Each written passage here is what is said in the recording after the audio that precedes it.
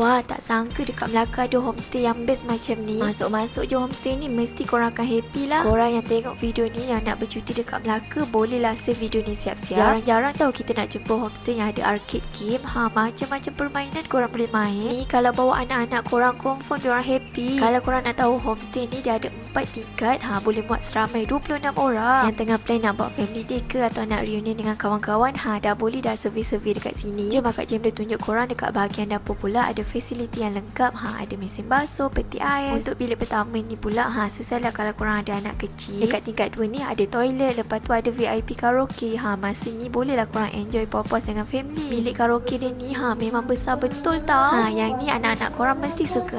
Ada swimming pool yang besar sangat. Macam ni puas lah anak-anak korang nak mandi-manda nanti. Lepas tu dekat bahagian luar ni dah siap dah ada fasiliti untuk korang nak bawa bakar-bakar. Okey, jom kita tengok bahagian atas pula. Yang ni ada bilik. Serius bilik dia memang besar tau. Ada 4 katil queen. Lepas tu ada siap toilet lagi dekat dalam ni. Memang luas. Lepas tu siap ada playground untuk anak-anak. Kalau korang datang bercuti dekat sini, memang tak akan bosan langsung lah. Lagipun homestay ni dia ada 5 bilik tau. Sangat-sangat selesa. Bagi Kak Jem lu, homestay ni sangat-sangat bersih dan memang terbaik lah untuk korang nak datang bercuti dengan family nanti. Parking pun luas tau. Nak booking siap-siap kan, korang boleh je contact nombor dekat caption nanti. Okay, bye. Assalamualaikum.